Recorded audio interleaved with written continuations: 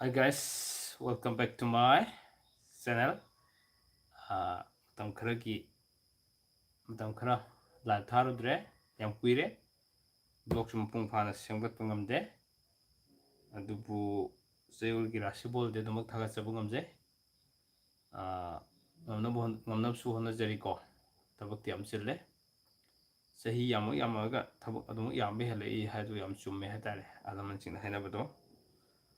adubu aise just am seng na hadok chege chakoba matung ko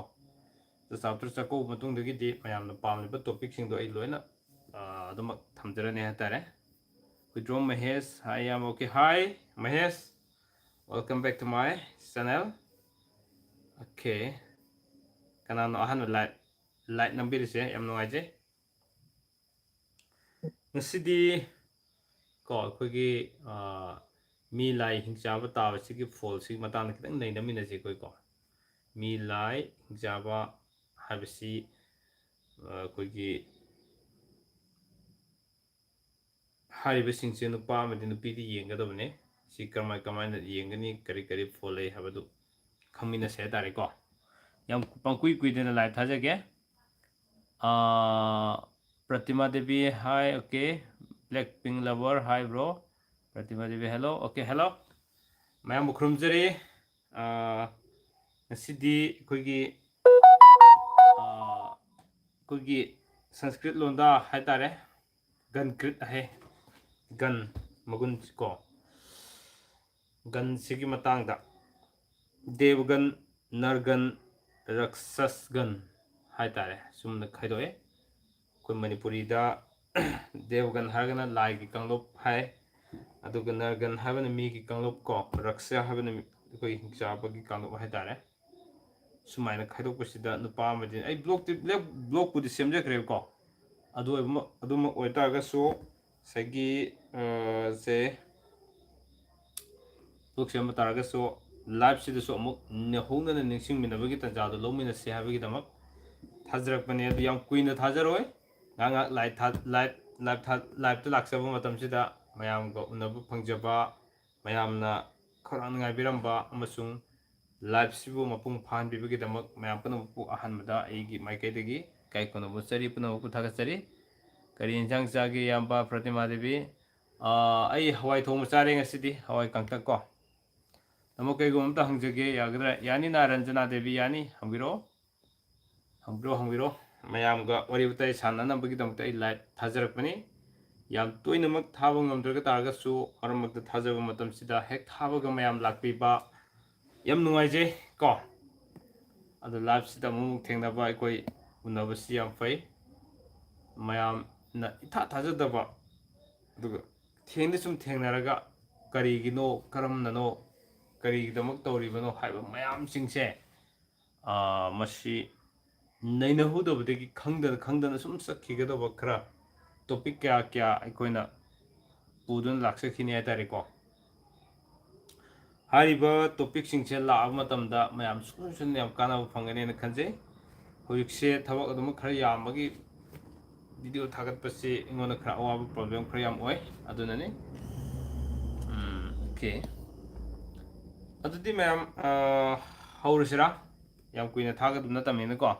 almost minute 40 ꯌꯦꯡꯕꯤꯔꯤ ꯍꯧꯖꯤꯛ ꯁꯦ ꯑꯩꯈꯣꯏꯅ ꯈ꯭ꯋꯥꯏꯗꯒꯤ ꯐꯕꯁꯦ ꯂꯥꯏꯒ ꯇꯥꯕ ꯃꯤꯒ ꯇꯥꯕ ꯍꯤꯡꯆꯥꯕꯒ ꯇꯥꯕ ꯃꯁꯤꯗꯤ ꯌꯥꯝ ꯐꯩ ꯍꯥꯏꯇꯥꯔꯦ ꯀꯣ ꯃꯌꯥꯝ ꯍꯣꯏꯗ꯭ꯔꯣ ꯃꯍꯦꯁ ꯃꯟꯗꯦ ꯄꯣꯛꯄ ꯅꯨꯄꯥꯒꯤ ꯆꯥꯅꯕ ꯅꯨꯄꯤꯁꯦ ꯀꯔꯝꯕ ꯑꯣꯏꯅꯤ ꯀꯔꯝ ꯃꯥꯏꯀꯩ ꯆꯥꯅꯒꯅꯤ ꯑꯝꯇ ꯍꯥꯏꯕꯤꯔꯣ ꯑꯗꯨꯒꯤ ꯒꯨꯗ ꯏꯚꯅꯤꯡ ꯕ꯭ꯔꯣ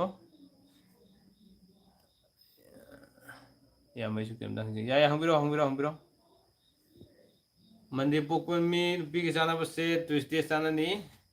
ꯊꯔꯁꯗꯦ ꯆꯥꯅꯅꯤ ꯁꯦꯇꯔꯗꯦ ꯆꯥꯅꯅꯤ ꯍꯥꯏꯔꯤꯕꯁꯤꯡꯁꯤ ꯆꯥꯅꯅꯤꯀꯣ ꯑꯩꯈꯣꯏꯒꯤ ꯂꯥꯏꯒ ꯍꯤꯡꯆꯥꯕꯒ ꯃꯤꯒ ꯄꯛꯅꯕꯁꯤ ꯑꯁꯤ ꯇꯥꯕꯁꯤ ꯌꯥꯝ ꯄꯛꯅꯕ ꯍꯦꯜꯂꯦ ꯃꯌꯥꯝꯗꯒꯤ ꯉꯝꯅꯗꯕꯒꯤ ꯋꯥꯅꯤ ꯌꯥꯝ ꯐꯕ ꯍꯦꯜꯂꯦ ꯍꯥꯏꯇꯥꯔꯦ ꯑꯗꯨꯒ ꯀꯔꯤꯒꯨꯝꯕ ꯕꯣꯔ ꯑꯣꯏꯗꯣꯔꯤꯁꯤꯅ ꯂꯥꯏ ꯇꯥꯔꯕꯀꯣ ꯑꯗꯨꯒ ꯀꯟꯌꯥꯁꯨ ꯂꯥꯏ ꯇꯥꯔꯕꯁꯤ ꯌꯥꯝ ꯐꯩ ꯍꯥꯏꯕꯅꯤ ꯑꯗꯨꯒꯨꯝꯅ ꯉꯁꯥꯏ ꯅꯨꯄꯥꯁꯤꯅ ꯍꯤꯡꯆꯥꯕ ꯇꯥꯕ ꯅꯨꯄꯤꯁꯨ ꯍꯤꯡꯆꯥꯕ ꯇꯥꯕꯁꯤ ꯐꯩ ꯑꯗꯒꯤ ꯃꯤꯒ ꯇꯥꯕꯁꯤ ꯄꯨꯝꯅꯃꯛꯁꯤ ꯌꯥꯝ ꯐꯩ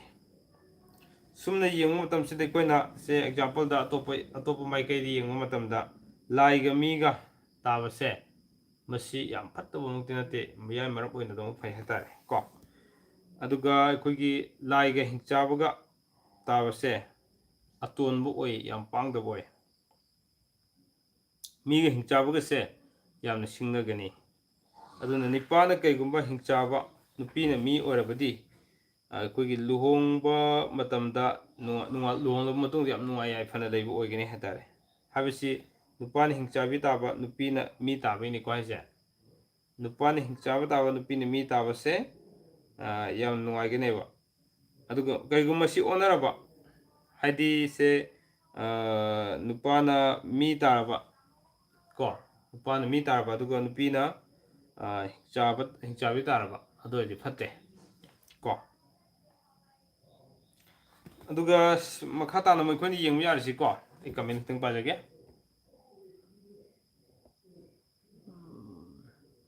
ꯃꯅꯤꯄꯨꯔ ꯅꯨꯄꯥꯒꯤ ꯆꯥꯟꯅꯕ ꯅꯨꯄꯤꯁꯦ ꯀꯔꯝꯕ ꯑꯣꯏꯅꯤ ꯀꯔꯝꯕ ꯑꯁꯤ ꯄꯥꯈ꯭ꯔꯦ ꯀꯣ ꯂꯥꯏꯒ ꯃꯤꯒ ꯇꯥꯕꯒꯤ ꯀꯔꯤꯗꯣ ꯑꯩ ꯂꯣꯏ ꯍꯥꯏꯖꯔꯛꯀꯦ ꯂꯥꯏꯒ ꯃꯤꯒ ꯈꯔꯗꯤ ꯍꯥꯏꯔꯦꯀꯣ ꯑꯗꯨꯒ ꯑꯩꯈꯣꯏꯅ ꯃꯤ ꯂꯥꯏ ꯍꯤꯡꯆꯥꯕꯒ ꯍꯥꯏꯕꯒ ꯁꯤ ꯃꯤꯡꯗ ꯑꯩꯈꯣꯏꯅ ꯇꯥꯔꯒ ꯃꯤ ꯂꯥꯏ ꯍꯤꯡꯆꯥꯕ ꯍꯥꯏꯕ ꯃꯤꯡꯁꯦ ꯃꯁꯤ ꯍꯦꯛ ꯇꯥꯕꯒ ꯑꯩꯈꯣꯏꯅ ꯑꯍꯜ ꯂꯃꯟ ꯏꯃꯥ ꯏꯕꯦꯟꯁꯤꯡꯒꯤ ꯃꯔꯛꯇ ꯅꯨꯄꯤꯕꯨ ꯂꯥꯏ ꯍꯤꯡꯆꯥꯕꯤꯅꯤ ꯍꯥꯏꯔꯒ ꯆꯥꯟꯅꯅ ꯍꯦꯛꯇ ꯆꯥꯒꯗꯕꯒꯨꯝ ꯅꯤꯡꯕꯁꯤ ꯌꯥꯝ ꯐꯠꯇꯦ ꯍꯥꯏꯇꯥꯔꯦ ꯀꯃꯦꯟ ꯑꯁꯥꯡꯕ ꯂꯥꯏꯟꯗ ꯄꯥꯒꯦ ꯑꯩꯈꯣꯏ ꯔꯟꯖꯅꯥꯒꯤ ꯇꯥꯃꯣ ꯑꯩꯒꯤ ꯍꯁꯕꯦꯟꯒ ꯑꯩꯒꯁꯦ ꯑꯩꯅ ꯂꯥꯏ ꯃꯍꯥꯛꯅ ꯃꯤ ꯑꯗꯨꯒ ꯆꯐꯨ ꯎꯌꯥꯟꯒꯤꯗꯨꯅ ꯀꯩꯅꯣꯅꯦꯍꯦ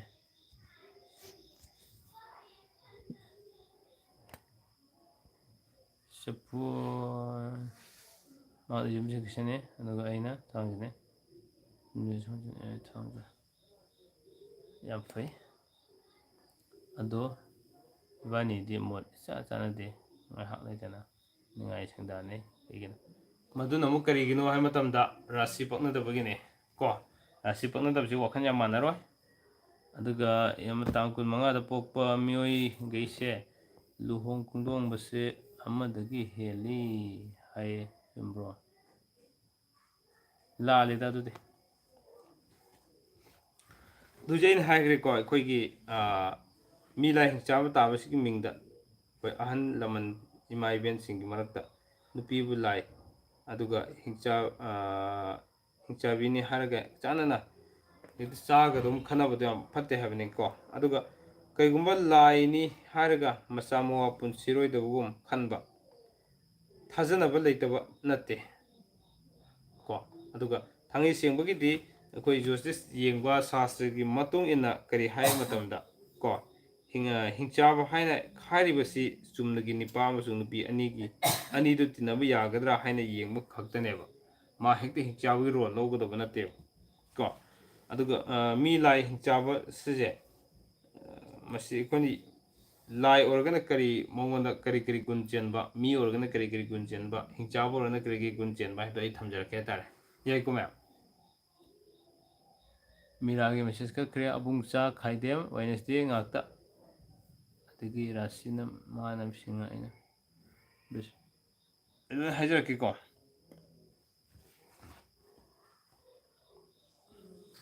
ꯔꯥꯁꯤꯗ ꯁꯤꯡꯍꯒ ꯕ꯭ꯔꯤꯁꯀ ꯍꯥꯏꯕꯅꯦꯕꯀꯣ ꯃꯥꯅ ꯁꯤꯡꯍ ꯔꯥꯁꯤꯁꯨ ꯑꯗꯨꯝ ꯆꯥꯅꯩꯗ ꯅꯪꯒꯤꯁꯦ ꯈꯥꯏꯗꯦꯡ ꯑꯣꯏꯕꯤꯕꯅ ꯅꯨꯄꯤꯒꯤ ꯈꯣꯏꯗꯧ ꯃꯊꯛꯇ ꯍꯣꯏ ꯑꯣꯏꯔꯞꯅ ꯁꯝꯕ꯭ꯔꯨ ꯊꯨꯡꯕꯁꯦ ꯑꯁꯤꯒꯤ ꯃꯔꯝꯗ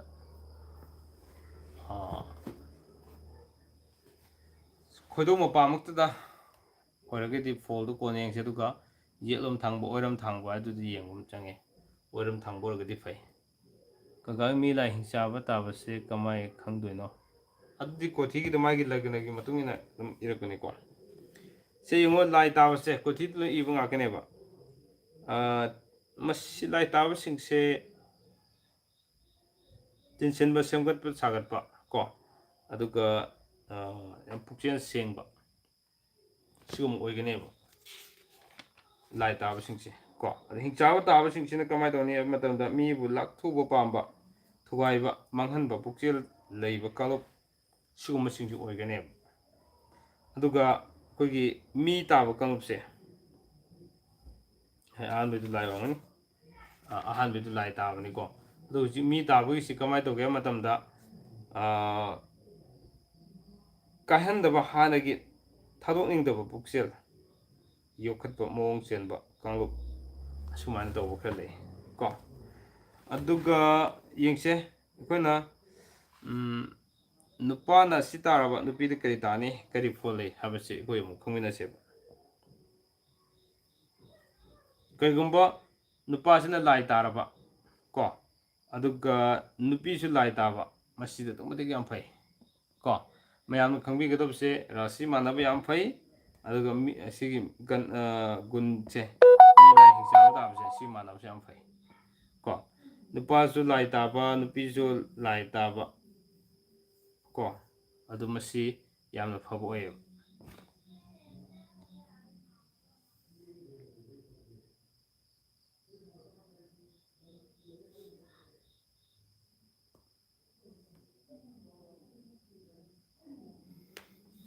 ओके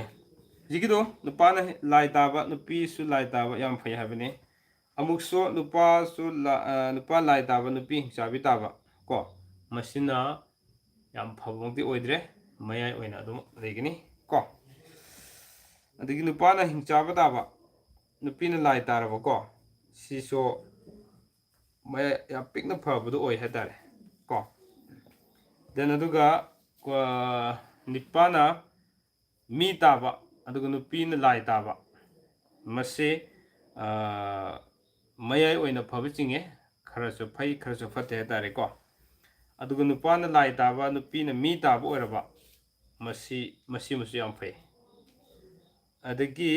सी अना अकोन बेसाम सेक्शन बियो निपाना हिंगचाबा ताबा नुपीना मी तारबा को मसी मदि याम फत्रे अदुगा नुपासु मी ताबा देन अदगी नुपीना हिंगचाबी ताबा को मसीजु याम फत्तबा ओइ हातारे सुमाइना लेगनेबा अकोइना नुपागा नुपीगा ताबगी फोलसिंग मसी खंमिनबा याम तंगाइ फदे हातारे को कमेंट खर पागे नुपीना नुपाना हिंगचाबा नुपीना लाई हिंगचाबगा लाई गदे असि मयाय ओइना फबसिंगे को मीगी खुसेम ओइबजा इबानी चाचानदे थवाइसु अदुगी मतिक नुगाइजदे अइना नुपी ओइबनिना मीगी मयुमदसु अइना लेरगा मोत चानदबसे याम नुगाइजदे तमो अइना लाई ताबने मरम ओरगा मोय नुगाइ तब माले लाई ताबे किम काय बनती केनो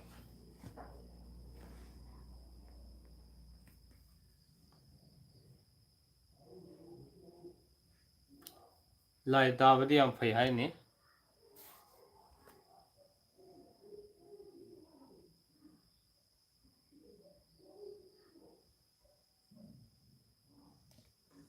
ओके मैं कमेंट थाबिरो अदुगा नकन अमरम सुमाने याय कोना लाइदा पोकपना फनब सेमगलेबा लाइदा ताबसिंगजे फनब याम सेमगकनी अदुगा मांगहनदबा सेक्शन थम पाम लेगनेबा अदु हिंगचाबदा पोकपना साथीबा अफबबु थुगाइदुना मांगहनबा पामबा अदुगा मीदा पोकपना हानगी मोंगदो होंदोक्तुना काहेंदना लेबा पामबा अदुगुमा ताकनेबा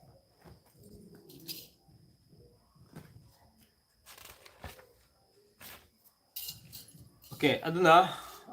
जिकी मीगा लाइगा हिंगचाबगा ताबसे नुपादना सि ताबा नुपीदना करी ताबा अदुगी फोल करी लेरी हाबदु कोइ चौरकम खंगेको अदो राशिने मी लाई हिंगचाबा ताबने येंदुसिको देन अदुगा मपोक नुमितका ꯈ꯭ꯋꯥꯏ ꯐꯥꯔꯁꯇ ꯃꯄꯣꯛ ꯅꯨꯃꯤꯠ ꯌꯦꯡꯕꯤꯒꯗꯕꯅꯤ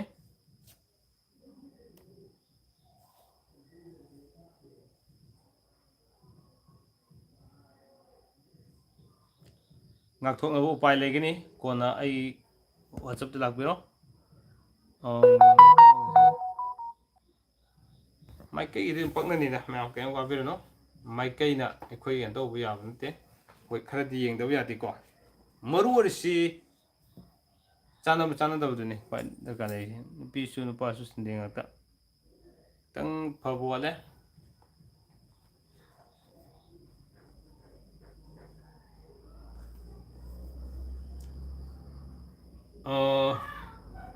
ꯁꯨꯃꯥꯏꯅ ꯃꯤ ꯂꯥꯏ ꯍꯤꯡꯆꯥꯕ ꯇꯥꯕꯒꯤꯁꯦ ꯃꯌꯥꯝ ꯏꯁꯥ ꯏꯁꯥꯅ ꯌꯦꯡꯕꯤꯔꯒꯀꯣ ꯐꯣꯜꯗꯨ ꯌꯦꯡꯕꯤꯔꯣ ꯀꯃꯥꯏꯅ ꯈꯪꯕ ꯍꯥꯏꯁꯦ ꯀꯩꯅꯣꯗ ꯌꯥꯎꯔꯕꯅꯦ ꯁꯦ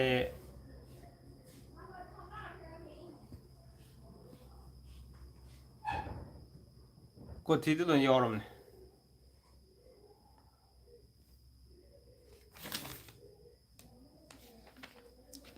ꯑꯣꯀꯦ ꯑꯗꯨꯗꯤ ꯃꯌꯥꯝꯒꯤ ꯈꯪꯅꯤꯡꯕ ꯋꯥꯍꯪꯁꯤꯡꯗꯣ ꯇꯥꯟꯅꯃꯤꯟꯅꯁꯦ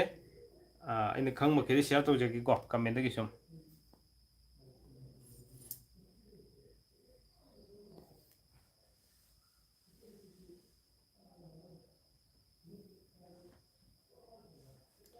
ꯃꯌꯥꯝꯒꯤ ꯀꯃꯦꯟ ꯃꯤꯅꯤꯠ ꯑꯃꯅꯤꯇꯪ ꯄꯥꯒꯦ ꯅꯨꯄꯤ ꯔꯥꯁꯤ ꯀꯟꯌꯥ ꯑꯣꯏꯕꯁꯦ ꯑꯗꯨꯒ ꯅꯨꯄꯥꯅ ꯕ꯭ꯔꯦꯁ ꯑꯣꯏꯕꯁꯤ ꯆꯥꯟꯅꯗꯕ꯭ꯔꯥ ꯕꯤꯖꯦꯇꯥ ꯄꯤꯕꯝ ꯀꯣ ꯍꯧꯖꯤꯛꯀꯤ ꯃꯥꯅ ꯍꯥꯏꯁꯦ ꯅꯨꯄꯥꯒꯤꯅ ꯕ꯭ꯔꯤꯁ ꯅꯨꯄꯤꯒꯤꯅ ꯀꯟꯌꯥ ꯍꯥꯏꯕꯅꯦꯕ ꯕ꯭ꯔꯤꯁꯀ ꯀꯟꯌꯥꯒꯁꯦ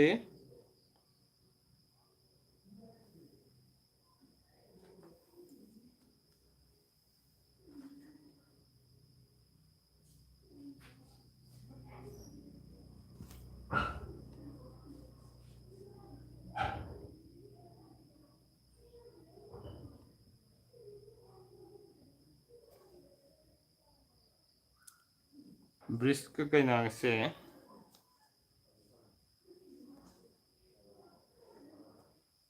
ꯕ꯭ꯔꯤꯁꯀ ꯀꯩꯅꯥꯒ ꯈꯤꯇꯪ ꯆꯥꯟꯅꯗꯦ ꯅꯨꯄꯥꯅ ꯕ꯭ꯔꯤꯁ ꯑꯣꯏꯕ ꯇꯥꯔꯒꯗꯤ ꯀꯣ ꯑꯗꯨꯒ ꯕꯣꯌꯥꯏ ꯋꯥꯔꯤꯕꯝ ꯇꯦꯜꯂꯧ ꯑꯩꯁꯨ ꯅꯨꯄꯥꯅ ꯅꯨꯄꯤꯅ ꯂꯥꯏ ꯍꯣꯏ ꯑꯗꯨꯒ ꯅꯨꯄꯥꯒꯤ ꯃꯄꯣꯛ ꯅꯨꯃꯤꯠꯅ ꯃꯟꯗꯦ ꯅꯨꯄꯤꯅ ꯊꯔꯁꯗꯦ ꯃꯟꯗꯦ ꯇ꯭ꯌꯨꯁꯗꯦ ꯋꯦꯗꯅꯁꯗꯦ ꯊꯔꯁꯗꯦ ꯑꯗꯨꯒ ꯅꯨꯄꯥꯒꯤ ꯔꯥꯁꯤꯗꯤ ꯙꯅꯨ ꯅꯨꯄꯤꯅ ꯇꯨꯂꯥ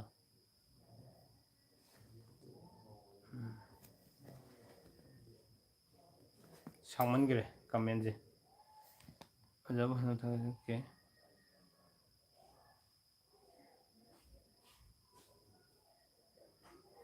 ꯙꯅꯨꯒ ꯀꯃꯦꯟꯁꯦ ꯈꯤꯇꯪ ꯐꯕ ꯏꯕꯤꯔꯛꯑꯣ ꯃꯌꯥꯝ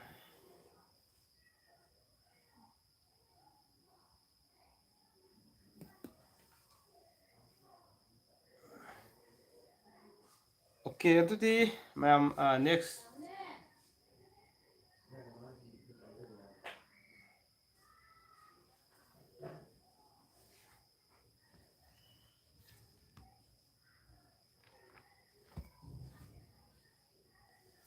ꯑꯣꯀꯦ ꯃꯌꯥꯝ ꯌꯥꯝ ꯀꯨꯏꯅ ꯂꯥꯏꯚꯁꯦ ꯊꯥꯖꯔꯣꯏꯒꯦ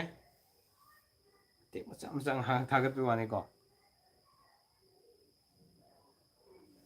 ꯀꯃꯦꯟꯁꯤꯡꯁꯦ ꯌꯥꯝ ꯄꯤꯛꯅ ꯄꯤꯛꯅ ꯂꯥꯛꯄꯅꯤꯅ ꯄ꯭ꯔꯣꯕ꯭ꯂꯦꯝ ꯑꯣꯏꯔꯦ ꯑꯦꯅꯤꯋꯦ ꯑꯗꯨ ꯍꯧꯖꯤꯛꯀꯤꯗꯣ ꯃꯌꯥꯝ ꯈꯤꯇꯪ ꯈꯪꯕꯤꯕ ꯍꯧꯔꯝꯃꯅꯦꯅ ꯈꯜꯂꯦ ꯀꯣ ꯑꯗꯣ ꯃꯌꯥꯝꯅ ꯍꯪꯕꯤꯅꯤꯡꯕꯁꯤꯡꯗꯣ ꯑꯩꯒꯤ ꯋꯥꯆꯞꯇ ꯁꯨꯝ ꯂꯥꯛꯄꯤꯔꯣ ꯌꯥꯅꯤꯀꯣ ꯃꯌꯥꯝ ꯑꯗꯨꯒ ꯑꯍꯦꯟꯕꯁꯤꯡꯁꯨ ꯑꯗꯨꯃꯛ ꯕ꯭ꯂꯣꯛ ꯑꯣꯏꯅ ꯁꯦꯝꯃꯁꯨ ꯃꯌꯥꯝ ꯑꯗꯨꯝ ꯈꯪꯃꯤꯟꯅꯈꯤꯁꯦ ꯏꯁꯥꯒꯤ ꯍꯦꯛ ꯗꯔꯀꯥꯔ ꯂꯩꯕ ꯈꯪꯅꯤꯡꯕ ꯂꯩꯕꯁꯤꯡꯗꯣ ꯑꯗꯨꯃꯛ ꯈꯪꯃꯤꯟꯅꯕꯤ ꯇꯥꯟꯖꯥꯗꯨ ꯑꯗꯨꯝ ꯉꯥꯏꯖꯒꯦ ꯑꯗꯨꯒ ꯇꯨꯜꯂꯒ ꯕ꯭ꯔꯤꯁꯀ ꯍꯥꯏꯅꯤ ꯀꯣ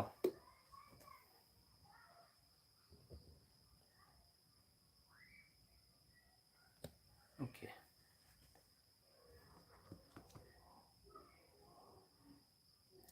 ꯑꯣꯀꯦ ꯑꯗꯨꯅꯤ ꯑꯩꯅ ꯉꯥꯏꯖꯔꯤꯁꯤ ꯋꯥꯆꯞ ꯑꯩ ꯋꯥꯆꯞ ꯅꯝꯕꯔ ꯍꯥꯏꯔꯛꯀꯦ ꯃꯌꯥꯝ 700 598339 अमुक हाइजगे 700598339 दो